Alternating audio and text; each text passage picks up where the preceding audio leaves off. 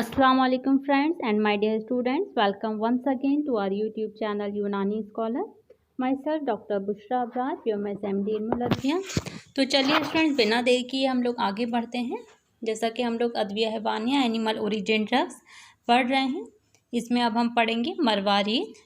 मरवारीद का जो scientific name है ये है माइटिलस मेरगेटिफेरस। अगर आप लोगों को ये नहीं याद हो तो आप पर्ल भी लिख सकते हैं, कोई बहुत हेडेक की बात नहीं है। मरवारीद का जो मुतरादिफ नाम है, इसको पर्ल कहा जाता है इंग्लिश में, और इसे मोती भी कहते हैं और लोलू भी कहा जाता है मरवारीद को। तो आप चलिए इसकी मॉर्फोलॉजी माहियत को हम लोग समझ लेते हैं। ये जैसा कि हम लोग सदफ़ में इसकी डिटेल पढ़ चुके हैं कि ये एक बहुत ही ज़्यादा नर्म नाजुक कीड़ा होता है जिसे पर्ल ओस्टर कहा जाता है। ये अपनी बॉडी की हिफाजत के लिए, ताकि वो बैरूनी सदमात से बॉडी बच सके, उसके लिए ये सदफ़ के अंदर रहता है। लेकिन जब कभी बाहर से कोई कंकर, कोई डस्ट पार्टिकल या कोई फॉरेन मटेरियल सदफ़ के अंदर चला जाता है तो ये कीड़ा जो जिसे सदफ़ा या पर्ल ओस्टर कहा जाता है, ये इस फॉरेन पार्टिकल को अपने लुआब से चारों तरफ से घेर देता है, ताकि इसका जो नाजुक जिस्म होता है वो इस फॉरेन पार्टिकल से पैदा होने वाली अज़ियात से महफूज रह सके। ये चमकदार गोल दाने की शक्ल में बन जाता है और यही दरअसल मरवारीद यानी मोती कहलाता है। ये साइज़ में छोटे बड़े मुख्तलिफ़ किस्म के होते हैं। ये मोती जो बड़े होते हैं वो बहुत ज़्यादा कीमती होते हैं और इन्हें पर्ल ज्वेलरी वगैरह बनाने में इस्तेमाल किया जाता है। दवाओं के तौर पर आमतौर पर जो मोती इस्तेमाल किए जाते हैं वो बहुत ज़्यादा छोटे छोटे होते हैं, आमतौर पर खशखाश के बराबर के होते हैं। इन्हीं को दवाओं के तौर पर इस्तेमाल किया जाता है, इनसे दवाएं बनती हैं। ये मोती कुदरती तौर पर बनते हैं, इसके जो बनने का एक प्रोसेस है ये नेचुरल प्रोसेस है, लेकिन इसको इंसानों के ज़रिए भी कल्चर्ड कराया जाता है। और जो मोती इस प्रोसेस से तैयार होते हैं उनको कल्चर्ड पर्ल कहते हैं हम। ये जो कल्चर्ड पर्ल होते हैं ये भी पर्ल ओस्टर के ज़रिए ही सीप के अंदर बनते हैं, लेकिन इसमें सिर्फ फ़र्क ये होता है कि इसमें जो सीप सदफ़ के अंदर जो फॉरेन मैटर होता है, फॉरेन बॉडी कोई भी होती है, वो इत्तेफाकन अंदर नहीं जाती, बल्कि उसको इंटेंशनली सदफ़ के अंदर इंट्रोड्यूस कराया जाता है ताकि जो पर्ल ओस्टर है वो उससे मोती बना सके। इसके अलावा नकली मोती भी बनाए जाते हैं जो कि प्लास्टिक के बनाए जाते हैं, और जो फ़िश स्केल होता है उससे इसकी परत चढ़ाकर इसको चमकदार बना दिया जाता है, लेकिन इनकी कोई दवाई इफ़ादियत नहीं होती। इनको ज्वेलरी के तौर पर इस्तेमाल कर लिया जाता है।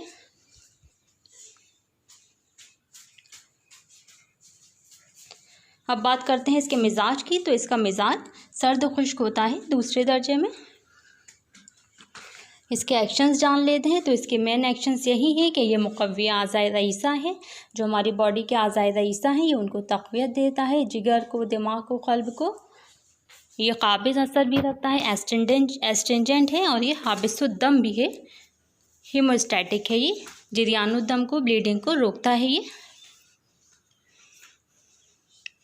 अब इसके यूज़ेस की बात करते हैं। तो ये ज़ोफ़े क़ल्ब में, ख़िफ़क़ान में हम इसका इस्तेमाल कराते हैं। ज़ोफ़े दिमाग में भी इसका अच्छा इफ़ेक्ट है। और ये ज़ोफ़े मैदा व जिगर और मैदा की कमज़ोरी की वजह से जो भी डिसीज़ होती हैं उन सब कंडीशन में भी मरवारीद का इस्तेमाल कराया जाता है। कसरत हैज़ यानी कि किसी को मेंस्ट्रुअल फ्लो बहुत ज़्यादा बढ़ गया है तो उस कंडीशन में भी मरवारीद का इस्तेमाल कराते हैं। सैलानुर रहम में यानी किसी को वाइट डिस्चार्ज की प्रॉब्लम है, किसी फ़ीमेल को लिकोरिया की कंडीशन में भी मरवारीद को इस्तेमाल कराते हैं। और इसको इसहाल में यानी लूज़ मोशंस में इस्तेमाल कराते हैं। इसहाल दमवी में भी इसको इस्तेमाल कराया जाता है, यानी लूज़ मोशंस के साथ अगर ब्लड आ रहा है तो उसमें भी इसको इस्तेमाल कराते हैं।